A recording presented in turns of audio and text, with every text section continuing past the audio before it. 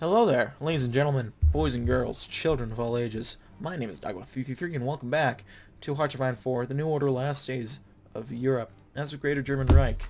Last video, we somehow got England in the faction, even though I thought that story was all done. But, I guess not, evidently. And, yeah, we're just kind of, vibing. And getting ready for, solving the Wehrmacht problem. Even now, years after taking power with Hitler's own blessing, the Wehrmacht doesn't trust us. Schorner's clique retains a strong presence in the officer corps, along with the treacherous Nate to monitor goings-on within OKW from his exile in Muscovian. Bormanites run the Kriegsmarine, pretending not to hear orders from Germania. The Luftwaffe, arrogant as ever, still acts as though they are beholden to Göring alone. It's time to grit our teeth and pull this knife from our back before it sinks any deeper. The traitors in waiting must be shackled and their plans quash. OKW and von Tresca have a variety of ideas on how to reform the various branches of the Wehrmacht, but the Führer may have plans of his own in this regard. So we have 21 days. We'll work on it. We'll get it done soon, I'm sure.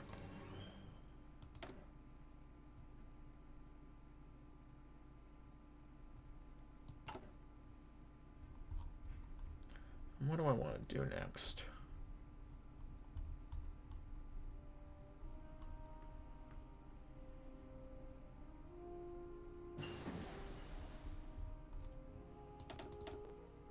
Let's raise our budget for these guys.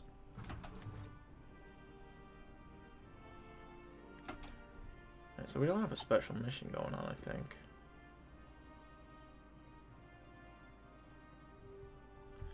We'll wait until we get spy satellites going before we do anything. She'll invest a bit more money. That was a problem. I wanted more money.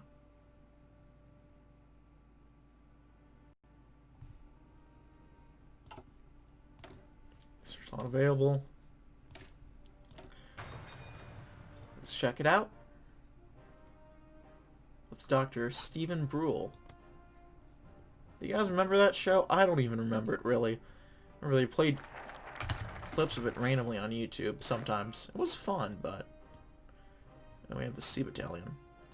To the people who had been looking at the victory parade after the end of the last war, it must have seemed ludicrous to even think that the German military supremacy over the entire world could ever falter, even 1,000 years. Sadly, as most things human, all it took was a couple decades.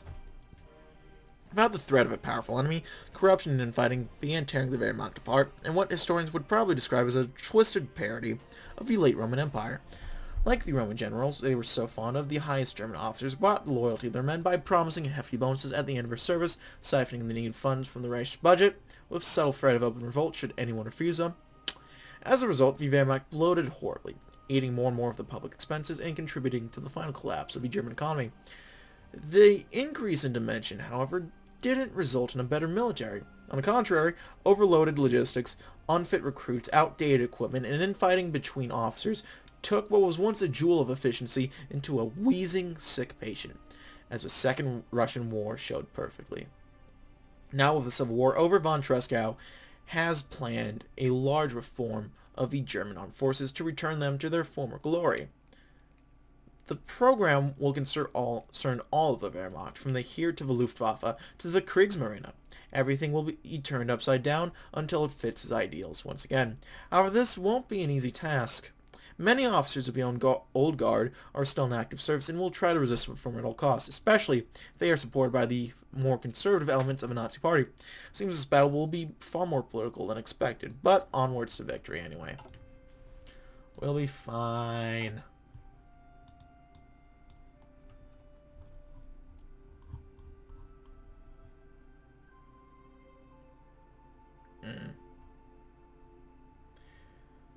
Let's give him some guns.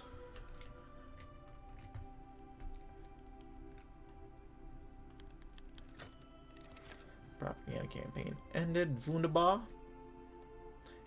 69, that's a sex number. Spend austerity. Okay, we're gonna have to cut the budget once again. Well, we need to cut... Holy shit, we don't... We're doing pretty good even without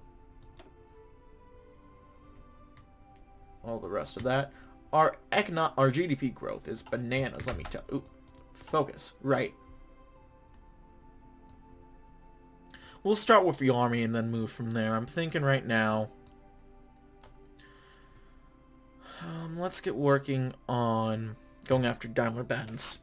Daimler-Benz hides behind a veneer of respectability, maintaining a relatively small industrial presence compared to its competitors. They have never been competitive internationally. The largest overseas presence they have is a motor pool of despots and dictators. Within the Reich, they are a wolf in sheep's clothing, keeping their operations quiet and their number of slaves relatively low. The reality is, however, that they represent something far worse than a humble, medium-sized conglomerate. Their CEO, Friedrich Flick, has made fingers in every pie.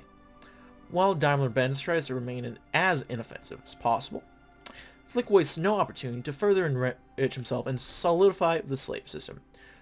Through intermediaries and stocks, he owns millions of slaves in some of the most brutal labor camps and factories the Reich has to offer. He is responsible for untold suffering, and by extension, so is his cartel. Worst of all, he was a major donor to the SS. Ooh, funding their crimes for his own benefit. He is a criminal and a traitor both, and he will be dealt with as such. Yeah, this guy is no bueno. I mean, a lot of these guys are really no bueno. Let's be fair. But this guy sure as hell isn't making a good case for himself. So we got those spice satellites. I think we'll go ahead and get working on something else coming up. Defense factor, that's not too bad. A truth serum, though.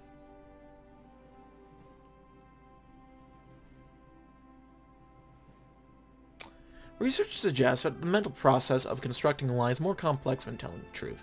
Should this be the case, then clouding the minds of potential liars should make it harder for them to lie, therefore perhaps making it more likely for them to resort to telling the truth. One such way to cloud their minds would be through barbiturates, the same one used as general anesthetics. Applied in just the right dosage, it's not quite the truth serum one could hope to have, but it's enough. We'll do it. If I'm correct, no slaves in Gotenland. Wunderbar.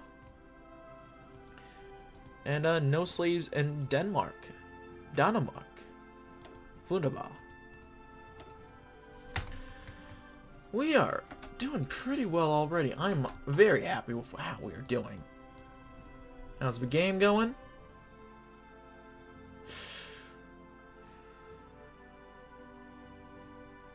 I do not want to give them autonomy just because of a command power. I don't even give a shit, like roleplay wise. Oh, no slaves in Nederlanden. We also don't have any PP to deal with them. We might get rid of Siemens real quick, actually.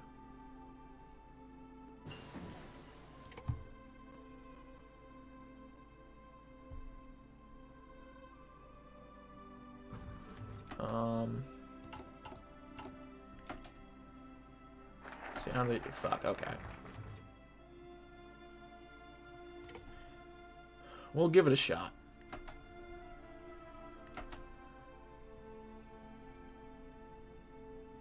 Okay, Farben.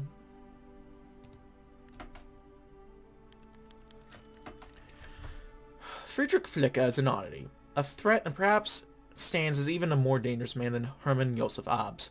Though Flick's empire, Daimler-Benz, is not particularly expansive, it's Weltwirtschaftsführer that keeps the cogs of a machine well oiled and turning consistently. 40 lakhs in size, Flick makes up for by cutting through the stock market and working company-owned slaves for every last drop of blood. He is merciless and a prime example of a Nazi brought into the modern generation. But that's not why he's so dangerous. In Erhard's eyes, being connected to the black heart of Europe, known as the Burgundian Order state, is already a horrific sin. Flick, however, goes above and beyond that, being a man who has direct ties to the abomination that leads the whole project. Heinrich Himmler. Not only that, but Ehrhardt knows that he has directly supported the causes of the SS with monetary compensation, and so in order for the United Pack of the devilish ideology known as the Burgundian system, Ehrhardt must strike hard at Friedrich Flick and his empire. Stains must be clean. I remember now. One of my YouTube commenters by the name of Marlon Brando. I don't think it's that one. That would be cool if it was, but I think the real Marlon Brando is dead. R.I.P. He asked what exactly the Burgundian system is. I tried to leave a comment, which I think encapsulates it pretty carefully, but it disappeared, so I'll take it. Long story short, it's Nazism, but worse. Funny story short, it's National Socialism mixed with the Life is Pain, Life is Pain, we live in a society. Got memes. In a more serious note, the Burgundian system... Can I pop up the...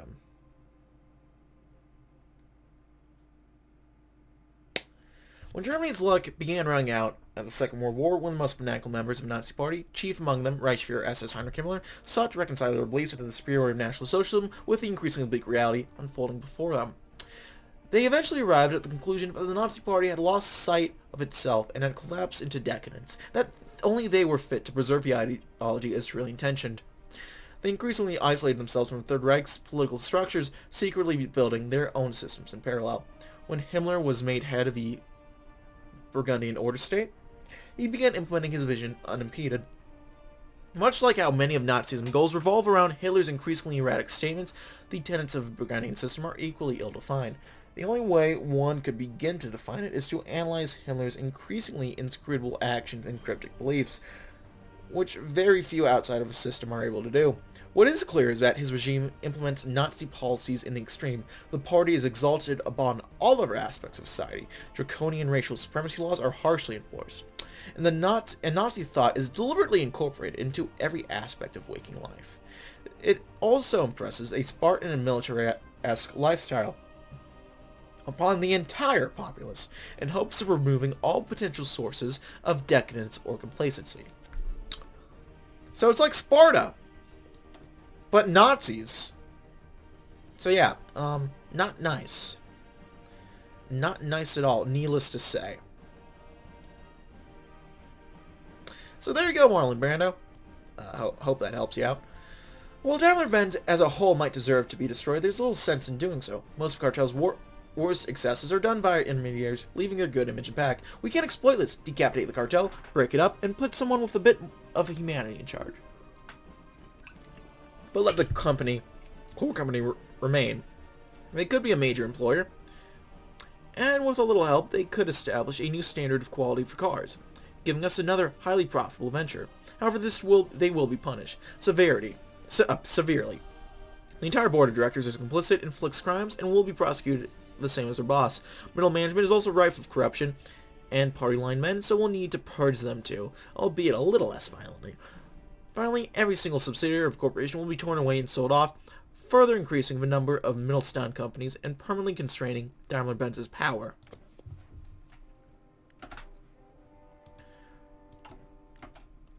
Alright, I think where else can we rip off the Band-Aid? Niederlande, yeah. So we made moves to weaken almost all of these guys. I think the next move is probably Bowman Maren. Little to gain.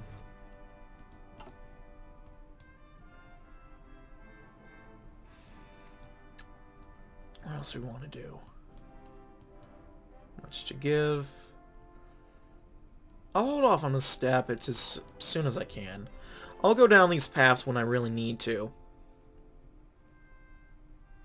Weisheit. Let's do this real quick, because I think this is pretty important.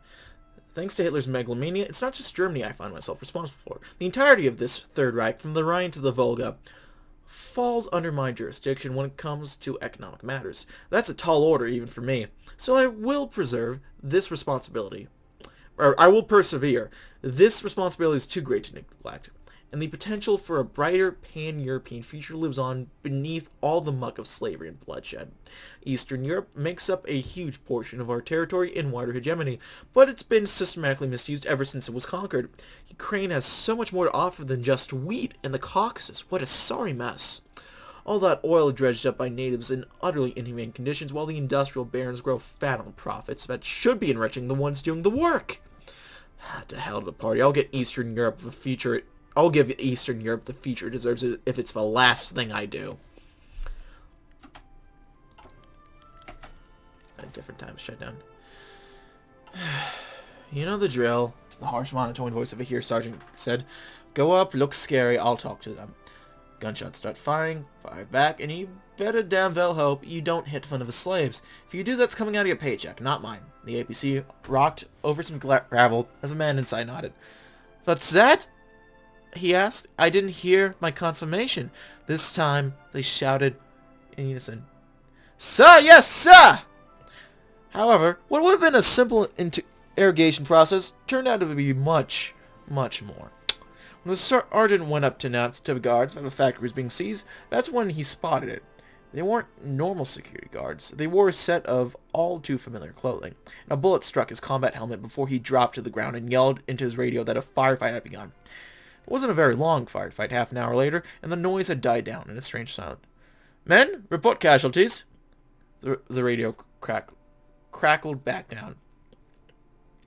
Sir, we have 2 dead and 5 wounded. He felt a pang of anger strike his heart. God damn SS, he muttered, turning over her one with his boot to see the symbol of a Schutzstaffel emblazoned on the chest. Of all the companies in the world, these traitors employ these assholes. Spitting on the man's red-tinted shirt, he opened up the radio channel again. How many of the slaves are wounded, soldier? He asked. In reply, he got unnerved him, even if he didn't much care about the slaves. It's a bloodbath in here, sir. It seems like the SS started firing on the slaves after they initiated a firefight with us. There's not many of them left, sir. Understood, soldier. Take the rest and staff the facility for the night. Shit. Okay, what do we got? Do we have it? Was this worth the 20... Oh, that was so worth it!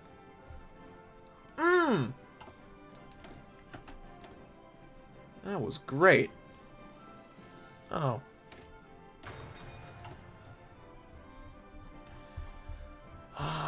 What else do we want to do? We gotta wait a bit for all that, right? I gotta go to this one, right? So, Bowman Marin. We'll do a little bit of that.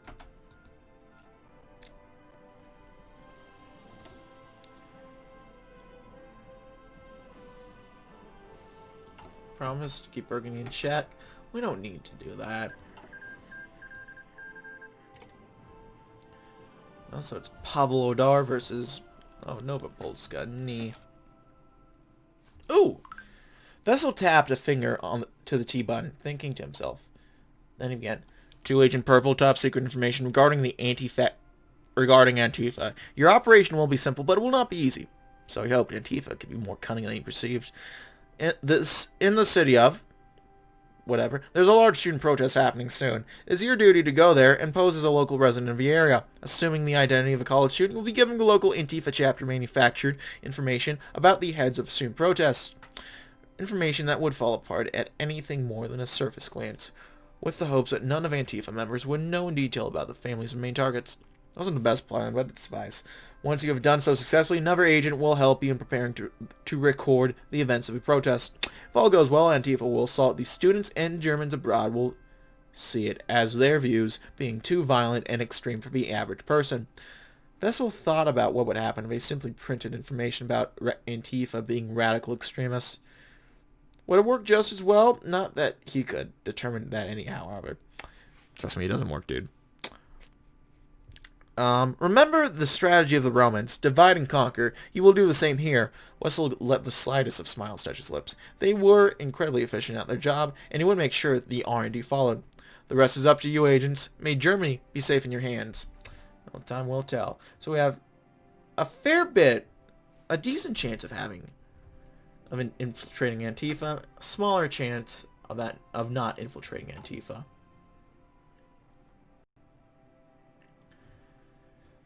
We'll see what happens.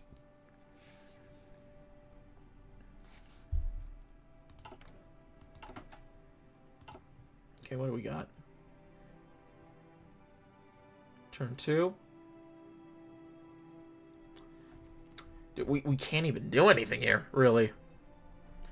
Holy shit. The French genocide in Syria.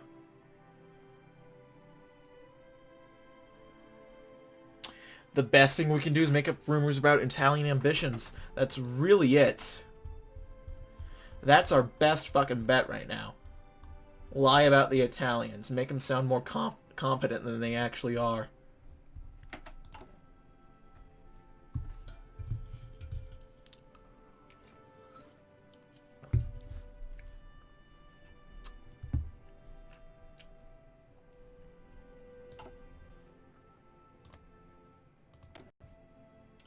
Okay, we can jack up prices. They still got the Phoenix program, but that's not really too relevant. Viaspact. We can get actual counts of Berbers killing Frenchmen. I'm gonna cross my fingers and hope we don't overshoot it.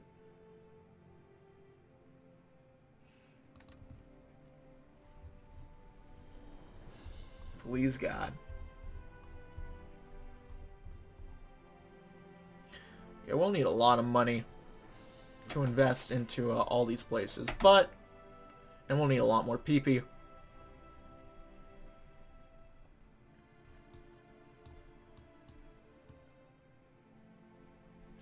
What do I want to do?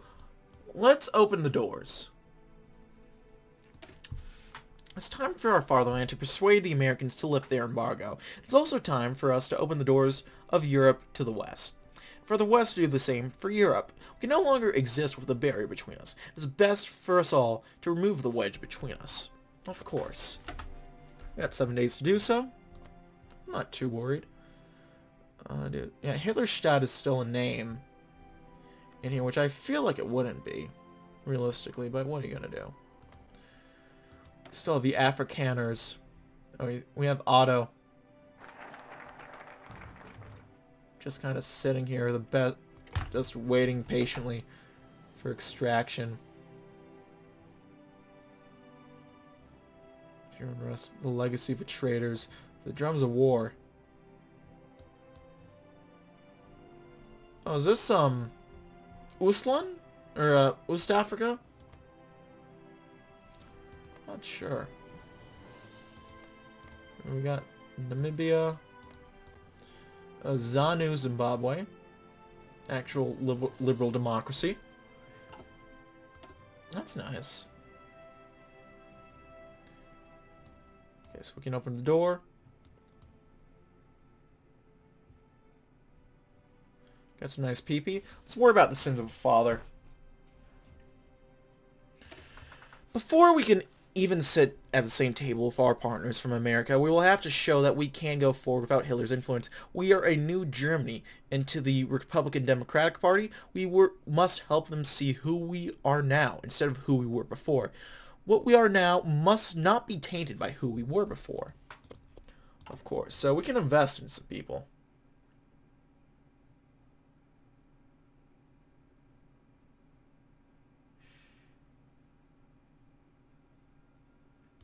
Let's invest into Volga. RP-wise, that probably makes the most sense, because I know Volga was not doing very well. Cross your hearts, do not salute. Ooh. Kurt-Georg Kissinger managed to find Albert Speer at just the right mood, it seemed. Almost pliable, he was hoping. Nonetheless, he entered the Führer's office and met the man eye to eye. Raising an eyebrow, Speer began speaking. Herr Kissinger? He asked. My Führer, Kissinger began. There's something that needs to be tended to. It's an issue that we've left unsolved for far too long. And I believe that today's the day where we can decide on what to do with it. The Spear tensed up, if only slightly. What was the man planning? Go on, Herr Kissinger. But this is the issue you want to solve. He nodded politely. It is the matter of our religious policy. Speer felt the fingers on his pen press just a bit harder. Yes, what of it? Is it? My fear, as it stands now, the Reich maintains Hitler's anti-religious laws, but over the past few decades, the demographics of what our people still believe in has not shifted too drastically. A significant portion are still practicing Protestants and Catholics, and are you, Herr Kissinger, Speer started, asking me to reverse this change? Do you not remember what our previous Führer's wishes were? Kissinger simply nodded again, which irritated Speer even more. Of course I know, my Führer. But you also realize that you have promised us reform. We've been the backbone of your operation for quite a while now, and nobody would find it satisfactory if... This again! I'm being strong-armed into accepting your damn proposal. And if I refuse? Kissinger now shook his head. I don't know exactly what would happen if you did, my Führer. But you have only to gain by following through with this policy. You will bring stability to the Reich, and those who have been oppressed will be happy to serve. Not only that, it will weaken the grip that the hardliners wish to hold against us. Speer glared at him for a while. He was making good points. That was true. But was he about to go back on his word?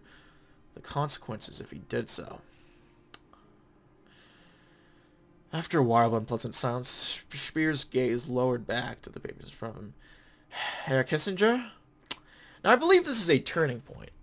So I'm going to go ahead and save this right here, because I think we might be able to go back and see things go horribly different.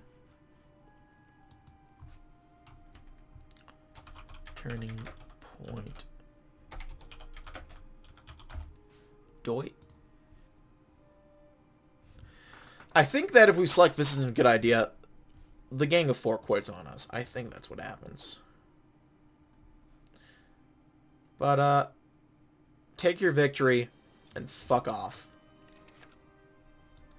Kissinger seemed to take a much more positive appearance when he heard Speer's acceptance. I'm glad you've decided to take the choice so swiftly, my Führer, he said, and the man looked at Kissinger with a mixture of impatience and boredom, less so gratitude and accepting with flattery. Whatever troubles befall your office, I'm certain I can solve. Speer leaned forward onto his desk and put his hands together. Herr Kissinger, be well aware that much of the Nazi Party will not be happy about this. See, much unnecessary pressure will be far from helpful during this time. I hope you can keep them at bay. Kissinger nodded politely.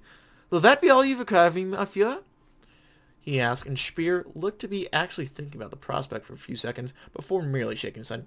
No, Herr Kissinger, you are dismissed.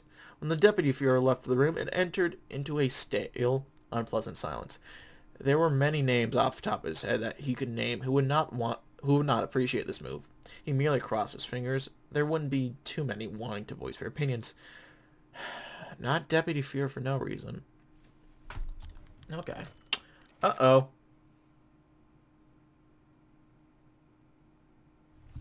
The morning was tiring. Having agreed to Kissinger's request, Speer had to deal with the endless paperwork that would haunt him for months.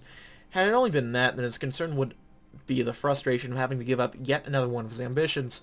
But in a twist of fate, that only served to make him even further annoyed. He had received a letter after letter of high-ranking officials in the government demanding that this be reversed.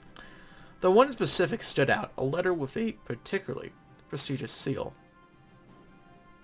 Ooh.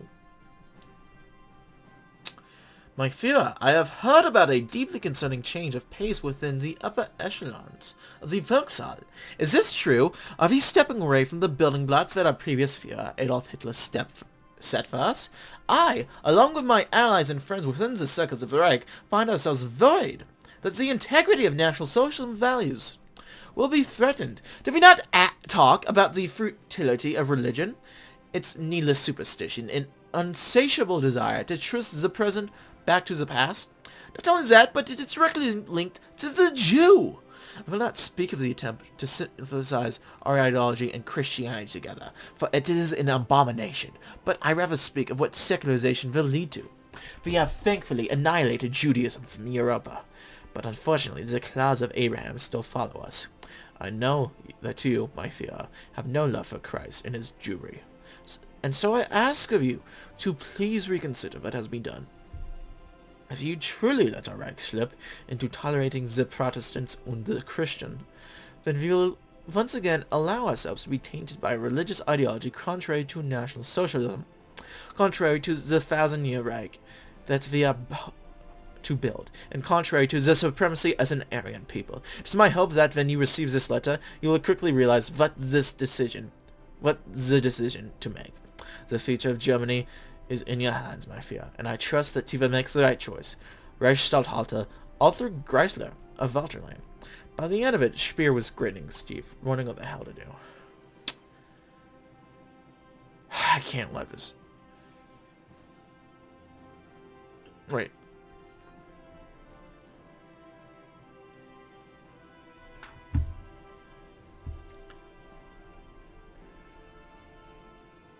This then?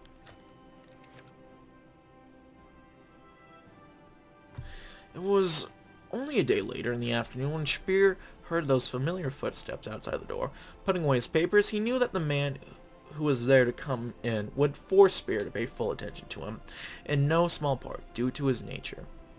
With a small cough and clearing of his throat, the Führer rested his face and put his hands together in waiting.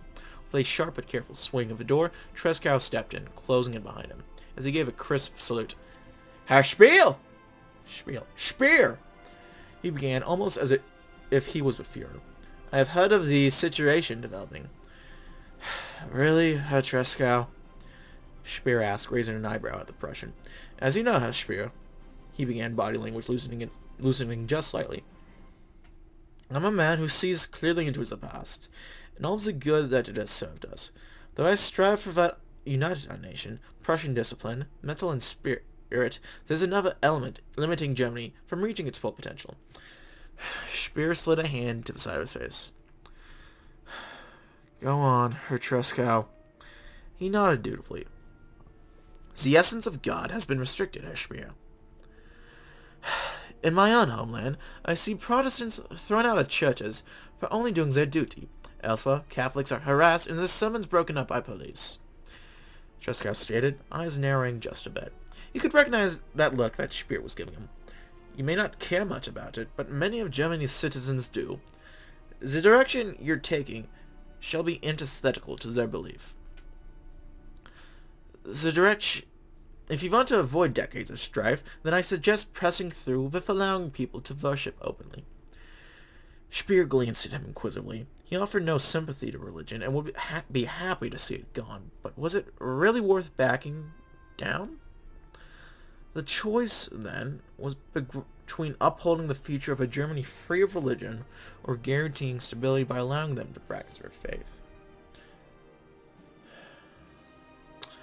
"Alright, Herr Treschow, I won't bother with this further. I hope I don't regret this."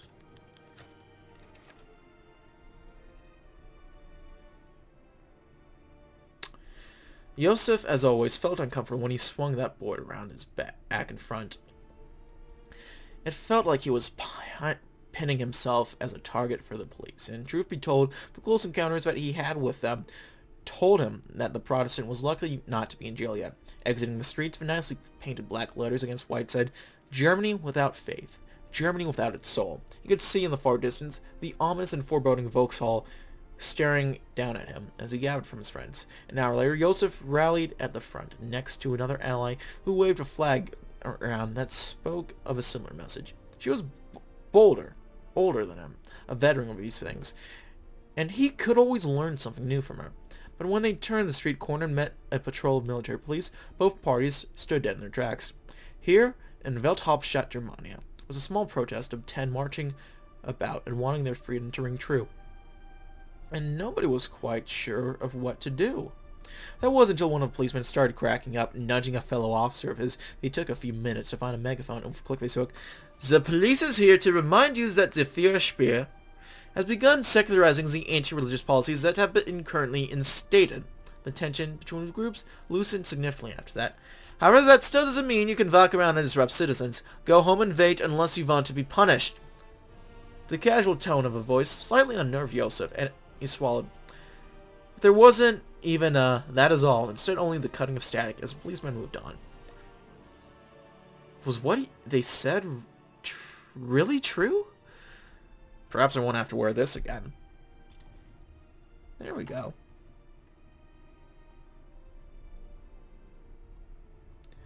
So we'll need some more political power. We'll have to do all this before we continue with the rest of that economic tree. What are we doing again? Sins of Father, right. Not Sins of Son.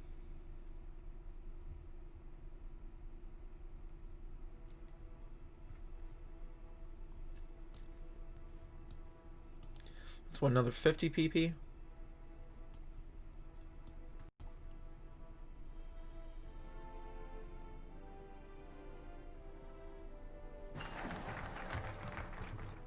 Sins of Father. I think what we do... Well, we have to invest in this first off. And we overshot it. Damn it. You know what you're gonna do? We're not gonna win them all. And what I think... You can invest into Poland, Ukraine, Ostland, and Caucasia. Nothing for Belarus, interestingly enough. But okay. Let's do Caucasia. Just because I know they're probably not doing that well. A little bit of help would be nice, you know?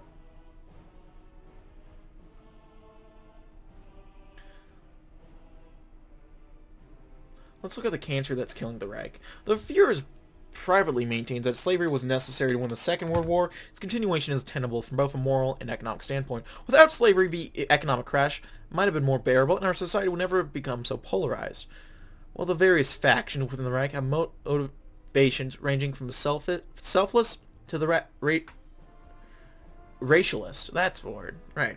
All but the most diehard fanatics and industrialists agree that slavery must end. However, ending a system that has existed for more than 20 years will be neither simple nor easy. Abolition must be gradual and managed in a rational manner.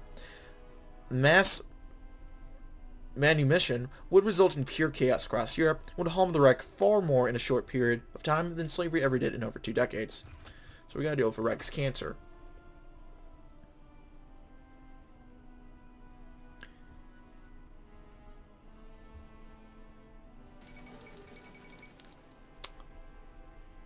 Oh, they're taking credit for finishing the Gibraltar. Damn, those sons of bitches. Those dirty fucking Spaniards.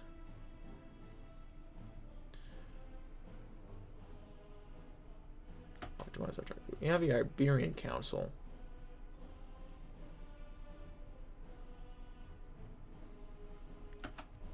I'm curious what's going to happen with Iberia.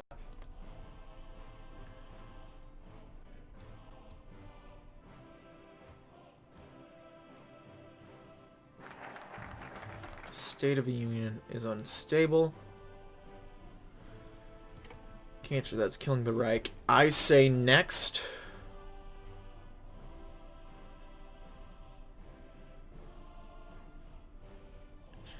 We might want to get working on the these guys. Start knocking them down. We might honestly want to go. I don't know.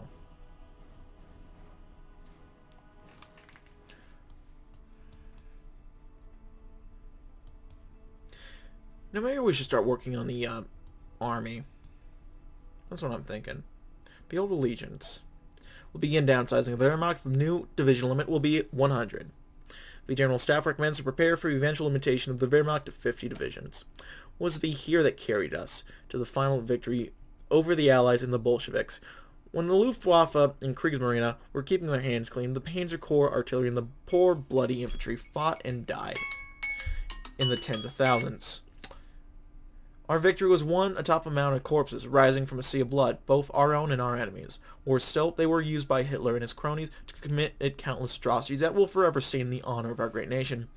Small wonder, then, that they have grown so inured to the war's toll, such that they even yearn for it once more under the guidance of the bloody Ferdinand in a circle of evil.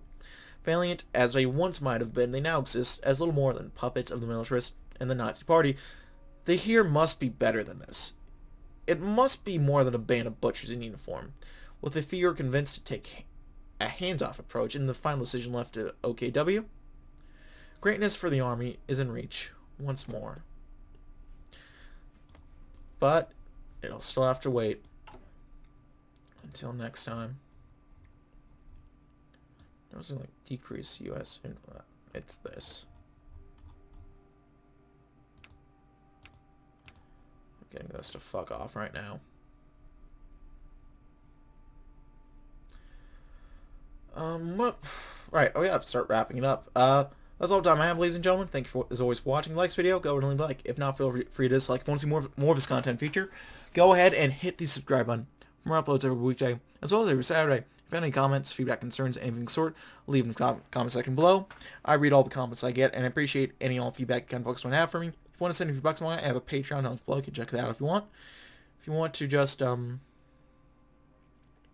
chat, play games, I have a Discord. If you want to just kill time, watch me do some of the stuff live, I have a Twitch you can check out. So that's it for now, folks. Thank you as always for watching. My name has been Dogwood333. I'll see you next time. Goodbye.